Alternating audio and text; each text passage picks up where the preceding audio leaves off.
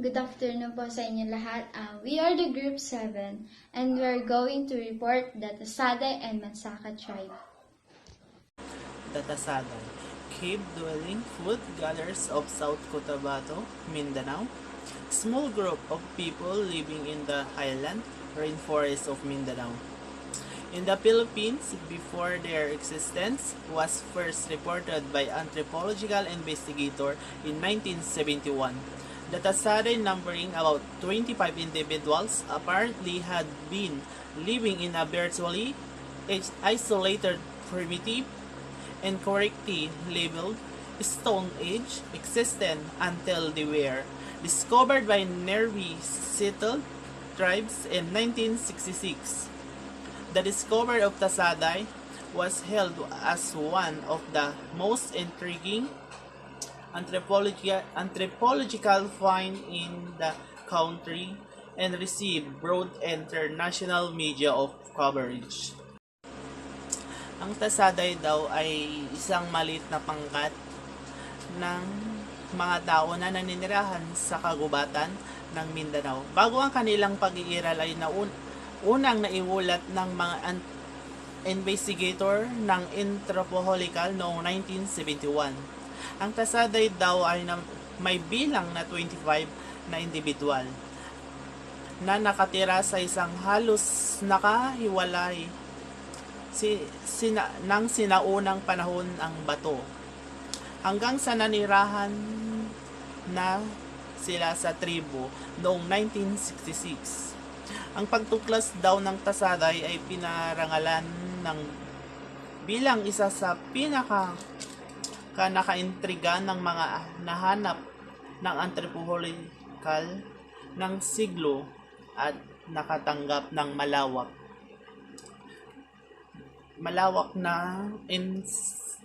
na saklaw ng international na media.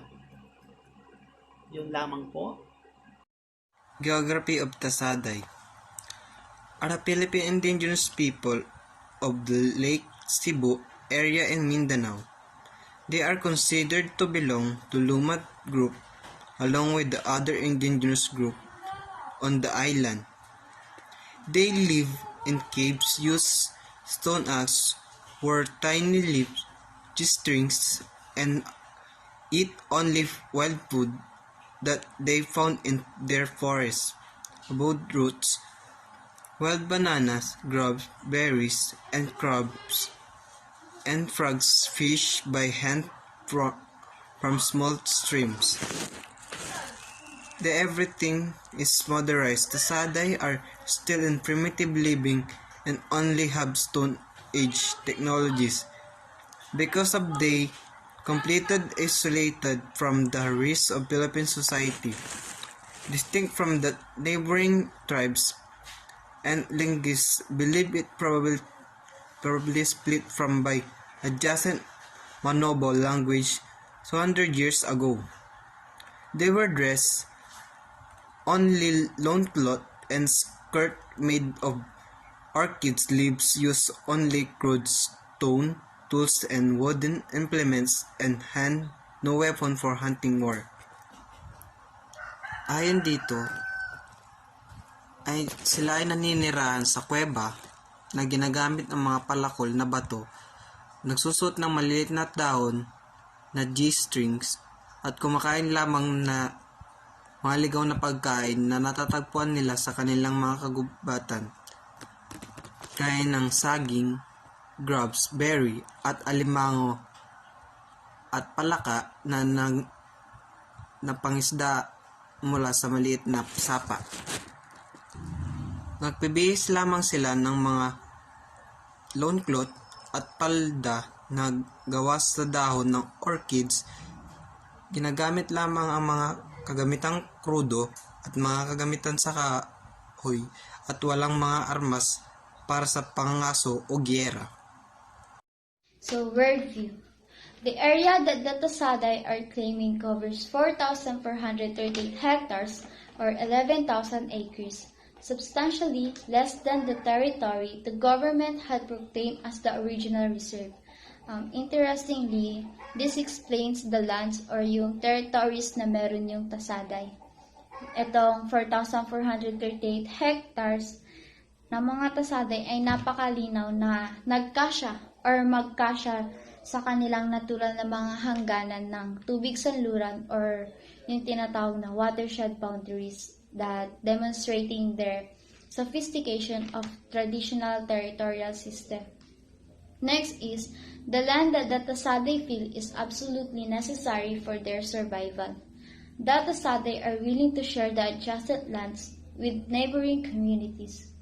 Nabanggit dyan na yung mga Tasaday is willing mag-share ng kanilang lands with their neighboring communities. Currently, the Tasaday are waiting for their land claims to be processed through the Philippine courts.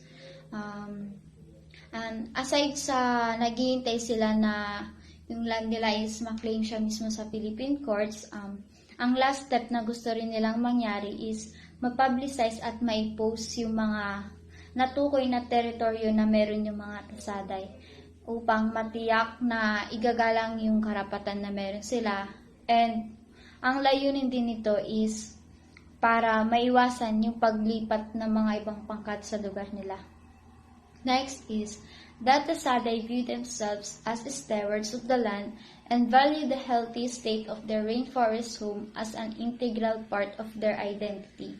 So, kaya para sa kanila importante, tapos big deal yung teritoryo dahil sabi nga nila, it is an integral part of their identity.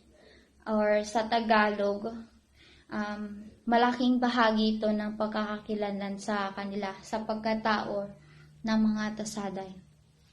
Next is, what most captivated the world about the Tasaday was their peacefulness.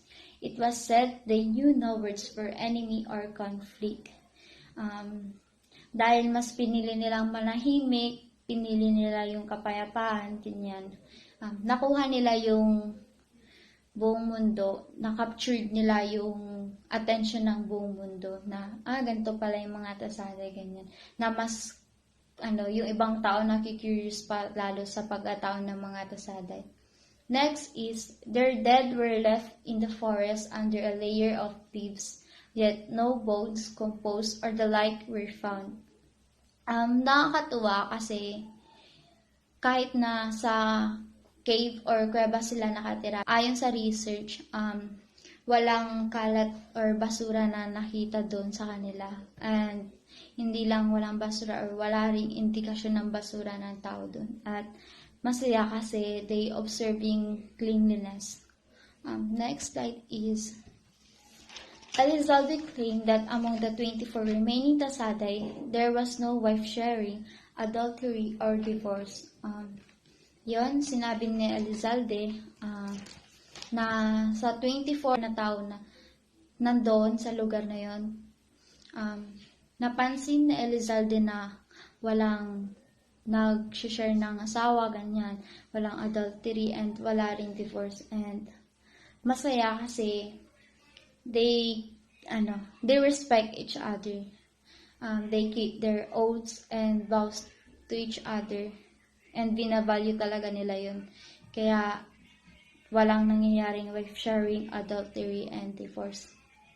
Next is, they believe that religion is amorphous and phenomenon-bound.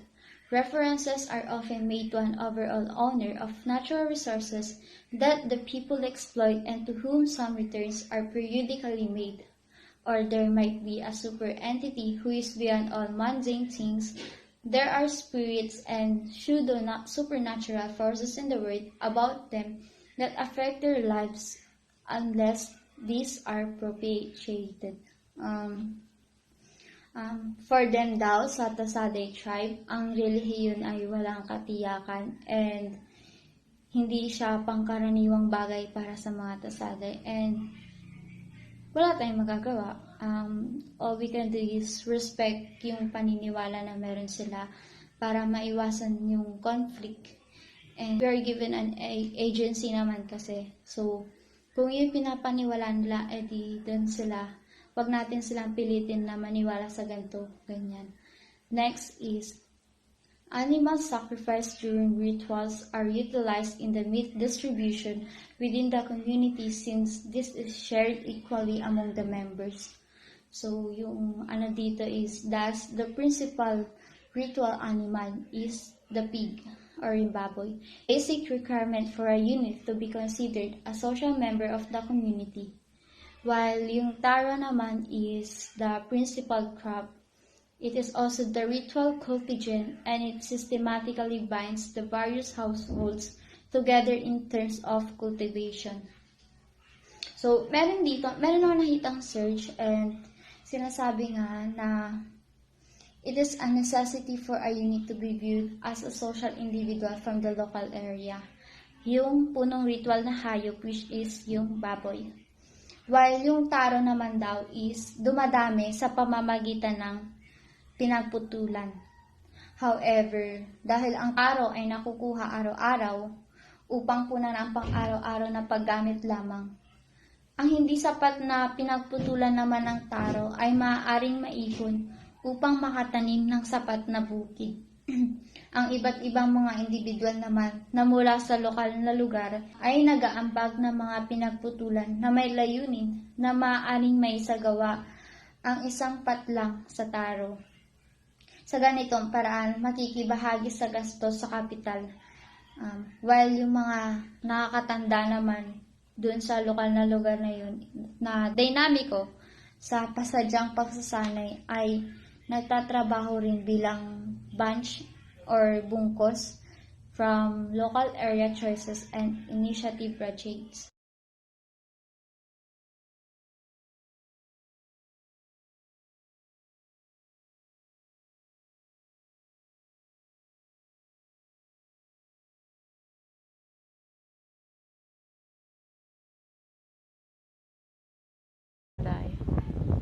While many celebrated the discovery of the Tasadays, some smelled the stinking lies that could not be kept secret.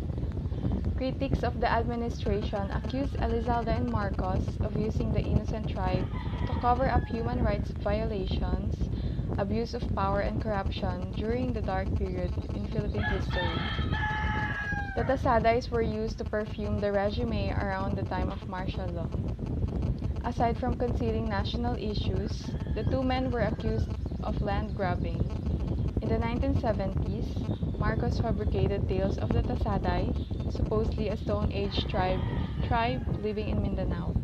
The hoax fooled Filipinos and the whole world.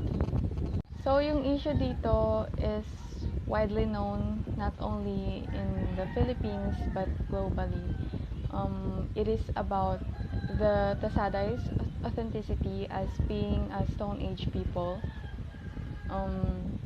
Nagsimula tong issue na to noong nagkaroon ng issue sa territorial claims ng Sabah. So, pinaglalabanan kung part ba yung Sabah ng Malaysia or ng Philippines. So, yung Marcos administration para mapatunayan nila na long existing na yung mga Filipinos, inintroduce nila yung Tasaday.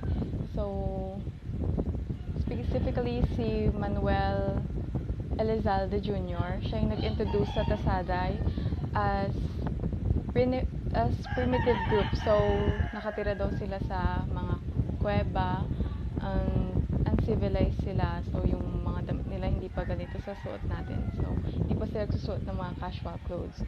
So, nakagrab yung balita na yon ng attention not only sa bansa natin but sa buong mundo. So, maraming na-curious sa grupo ng Tasaday and maraming natuwa sa balita na yon but few noticed the stinking lies na hindi madaling maitago. So, yung mga critics ng Marcos, inakusahan nila yung administration na ginagamit daw nila yung mga inosenteng tao para pagtakpan yung national issues like violations sa human rights, abuse of power, corruption, and mostly yung dictatorship ni Marcos kasi around time pa ng martial law ito. So, after i-introduce ng mga Tasaday as Stone Age people, lumabas na gawa-gawa or fabricated lang pala ng nila Marcos yung pagiging Stone Age people ng mga Tasaday. So isang Swiss journalist na si Oswald Eiten yung bumisita sa lugar ng mga Tasaday. So, but pagdating niya roon sa sinasabing tinitirhan nila sa mga kuweba nga, hindi niya naabutan na andun yung mga Tasaday. Naabutan niya to na nakatira sila sa nipa huts. And yung mga damit nila is casual clothes. So, iba yung kwento na ginawa nila Marcos, nila Elizalde, sa naabutan niyang pamumuhay ng mga Tasaday. So, sinabi nila primitive group sila, uncivilized. Nung in-interview sila ni Aiten, yung mga nakuha niyang information is, i-quote ko na lang. So, ito yung sabi. Quote, "They live in houses, they didn't live in caves, and they told me that they were in fact a separate tribe called Tasaday. They told me it was the idea of Elizalde to make them pose as cavemen and Stone Age people in order to become famous." End quote. So, it was also said that they were promised money and protection if they played as cavemen. So, yung revelation na yon, nag-draw na naman ng attention, but this time for all the wrong reasons.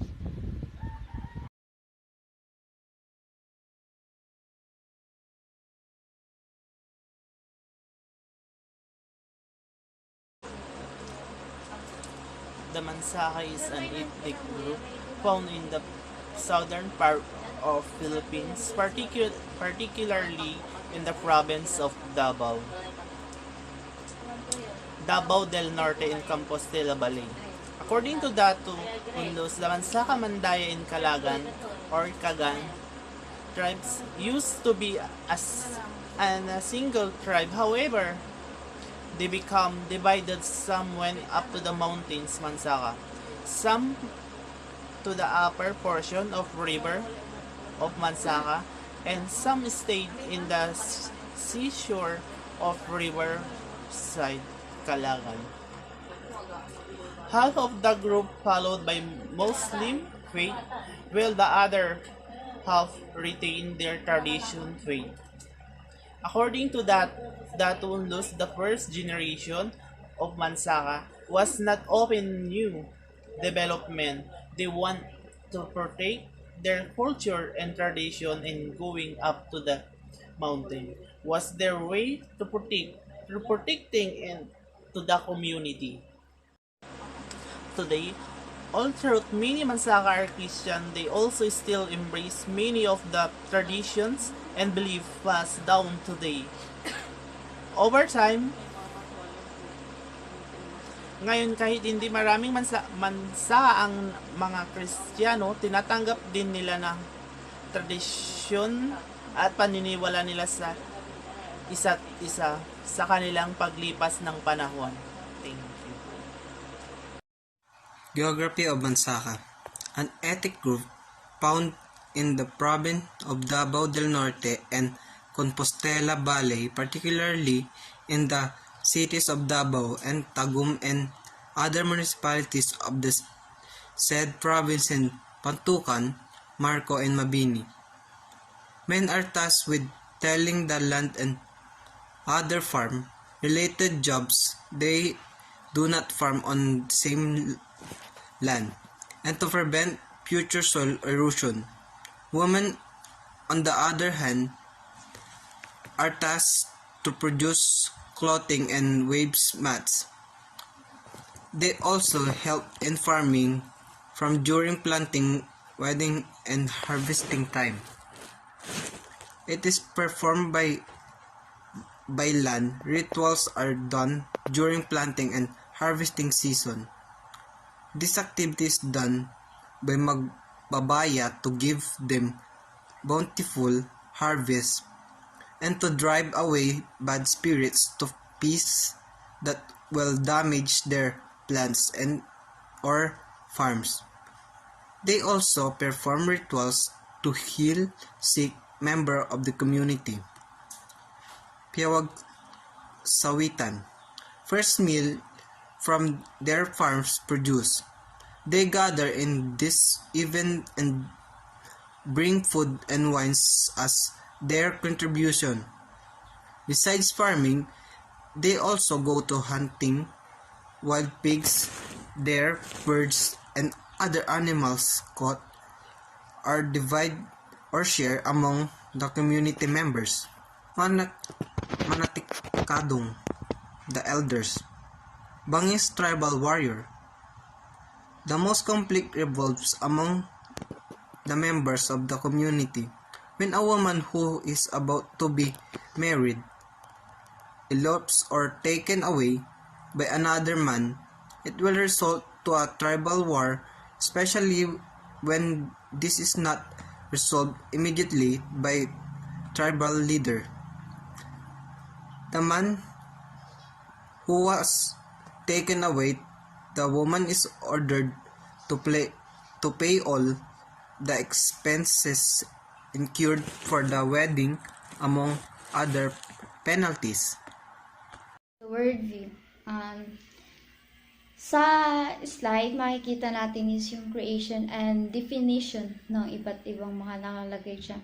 So, Tagalang or God, siya yung napunta sa idea na palakin pa yung mundo.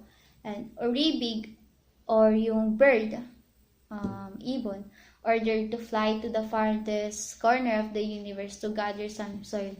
So, siya yung soil. Mamaya ikikwento ko yan.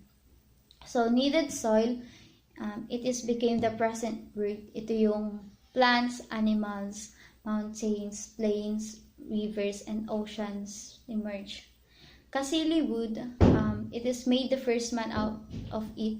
Dahil daw sa kasili wood, dun daw ginawa yung unang lalaki. Bangoy wood, the first woman. Bangoy wood naman para sa paniniwala nila na ang pinagamitan para sa paggawa sa unang babae. So, ito yung kwento. No? Kwento na pinaniniwalaan ng mga Mansaka sa creation. Isang araw, si Tagalang ay nakaupo sa isang bato at naisip ang idea na gawing mas malaki ang universo.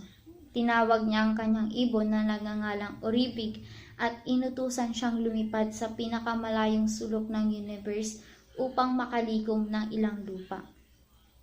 Nang bumalik si Oribig na may lupa, sinimulan ni Tagalang ang kanyang likha sa paglikha. Sinahod niya ang lupa na dinala ni Oribig at inilapag sa isang bato. Ang nagmasa ng lupa ay naging kasalukuyang mundo. Ang mga halaman, hayop, bundok, kapatagan, ilog at karagatan ay umuspong. Si Tagalang ay hindi nasiyahan sa kanyang ginawa, kaya't kumuha siya ng kahoy na kasili at nilabas ang unang tao dito. Pagkatapos ay kumuha siya ng kahoy na bangoy at ginawa ang unang babae. Maya-maya ay tinakpan niya ng dahon ng kanyang mga disenyo. Nang alisin niya ang mga dahon, isiniwalat ang unang dalawang tao sa mundo. Itinuro ni Tagalang sa dalawang nilalang ang mga pangalan ng mga bagay sa kanilang paligid. Sinasabing ang dahilan para malaman natin ang mga pangalan ng mga bagay sa paligid ay maaaring may subaybayan sa kaganapang ito. So, yun yung pinapaniwalaan nilang creation ng mga Mansaka. When it comes naman sa kanilang beliefs, Mansaka people did not claim that the land they occupied was theirs, but was given to them by their magbabaya or God.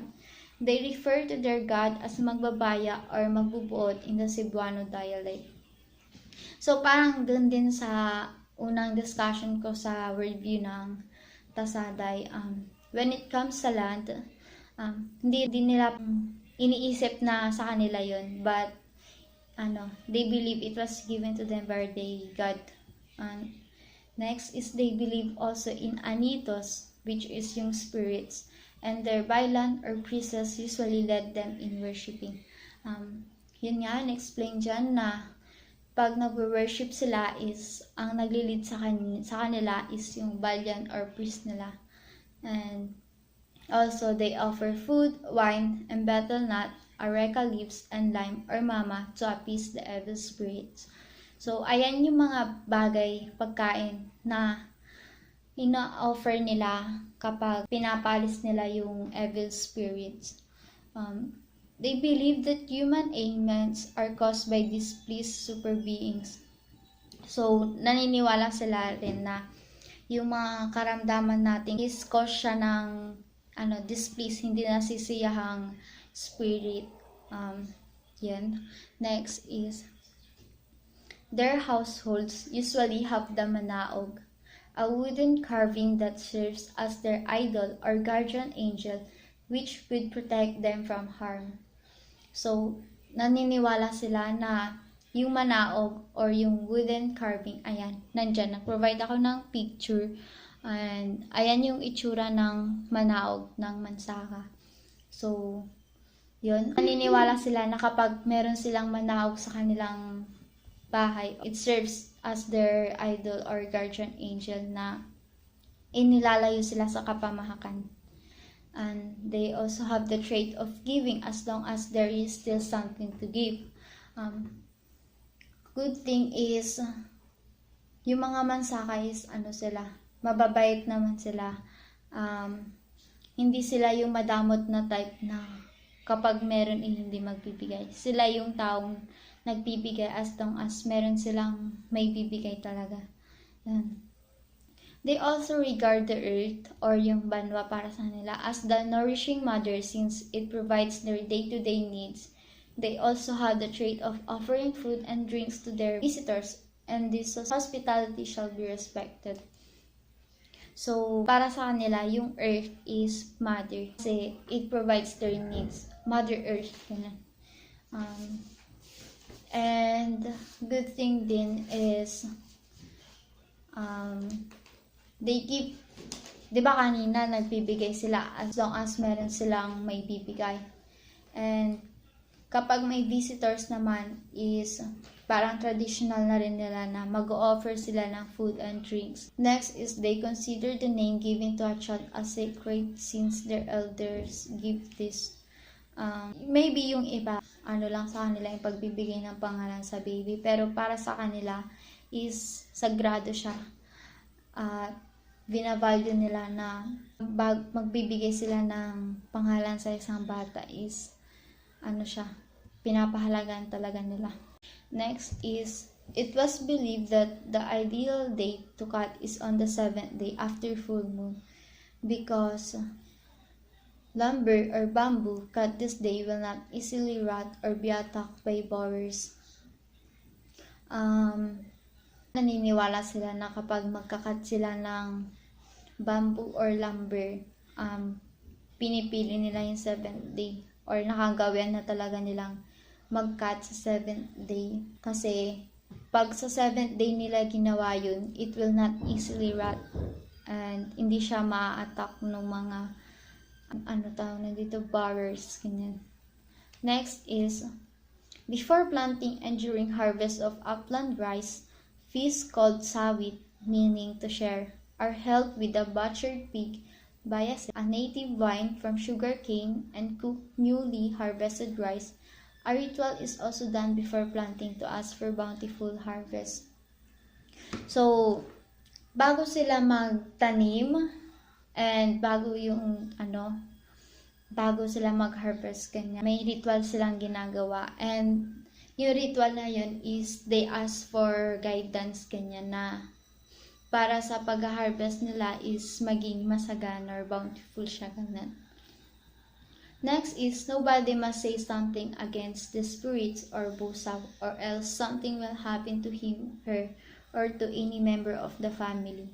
So, yun, naniniwala sila na huwag mong pagsasalita ng masasama yung mga spirit kasi may mangyayari sa yung masama.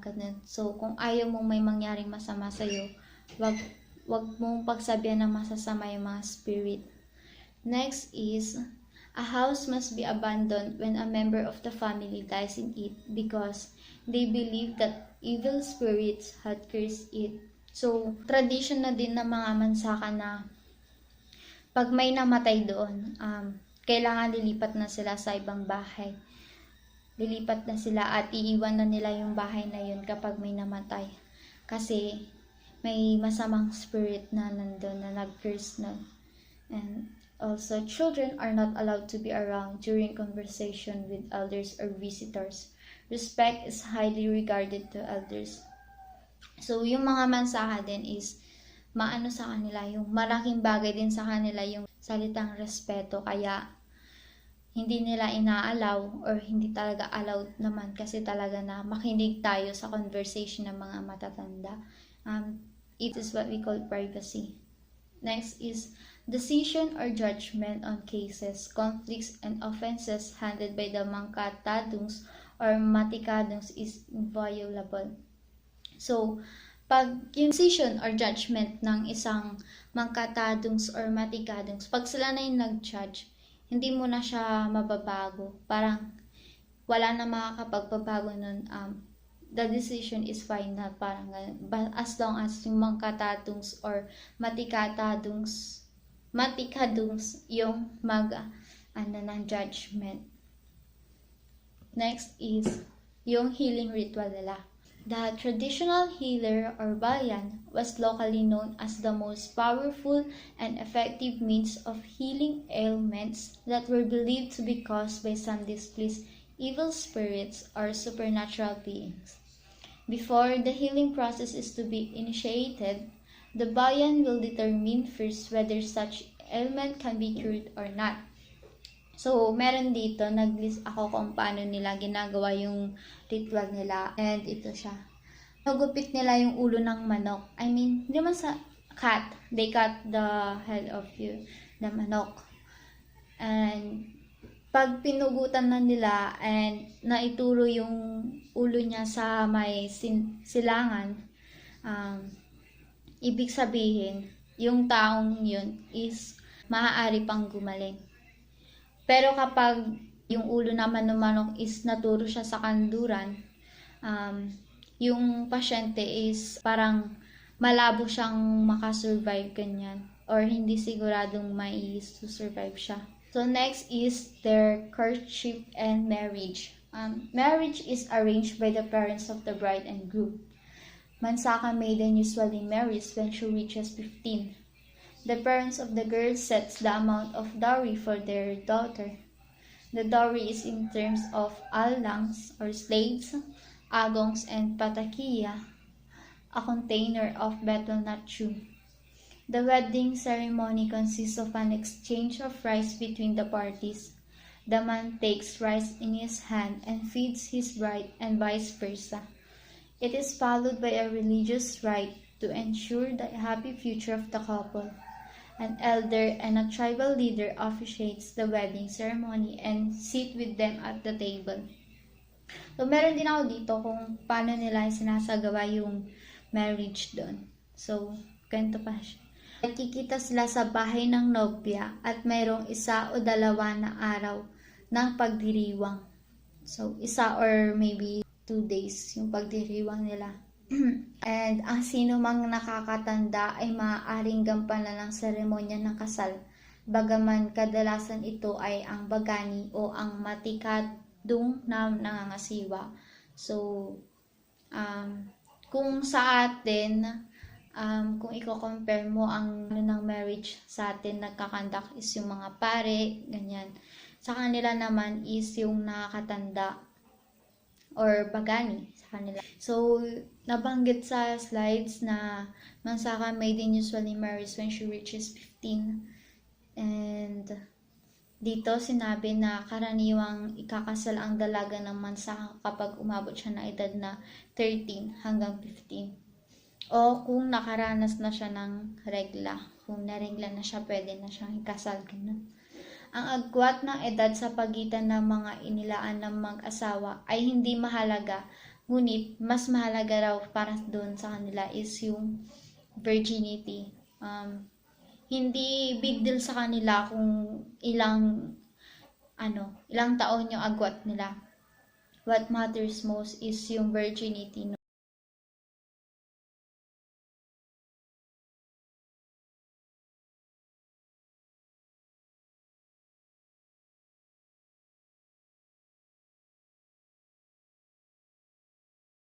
Issues confronting the IP group Mansaka. For centuries, the Mansaka farmed their land and grew subsistence crops in patches, shifting agriculture throughout the valley. Although this type of subsistence farming is still present in the region, a number of factors forced many Mansaka to find alternative forms of income. One of these factors during the 1960s and 1970s was the increase of number of upland settlers due to new logging access roads and large mining companies hiring Visayan migrants. The consistent increase of human settlement farther up the mountains led to less and degraded agricultural and soil resources for the Mansaka. Yung issue sa group na to is yung kawalan ng agricultural and soil resources na nag-lead sa Mansaka people para maghanap ng iba nilang trabaho or alternative job. So, originally yung pangunahing pinagkakakitaan ng Mansaka people is farming. So, all throughout their place around Compostela Valley, so nagsasaka sila doon. Nagtatanim ng mga crops na pagkakakitaan nila. So, also, yung Compostela Valley, kilala kasi siya as being rich sa copper and gold. So, it's even called as the Golden Valley or gold mining capital of the Philippines. So, dahil doon, umusbong yung pagmimina. Maraming nagsidatingan ng mga large mining companies. So, syempre kumpanya yun na malaki. Kailangan ng mga tauhan. So, yung mga hired na people doon is mostly Visayan. So, dahil nga maraming mga nagdatingan na kumpanya, maraming nagdatingan na tao, yung lupain ng mga Mansaka is nabawasan. So, dahil sa rumami yung tao, mas kumonti yung space ng pagtataniman nila. So, dahil doon, napilitan silang maghanap ng ibang job aside from farming dahil nga wala ng space na pagtataniman. And another factor ng paghahanap ng ibang job ng mga Mansaka people is yung security tension brought by armed forces like yung NPA. So, to sum it up, yung issue lang is mainly about sa agricultural and soil resources ng mga Mansaka people.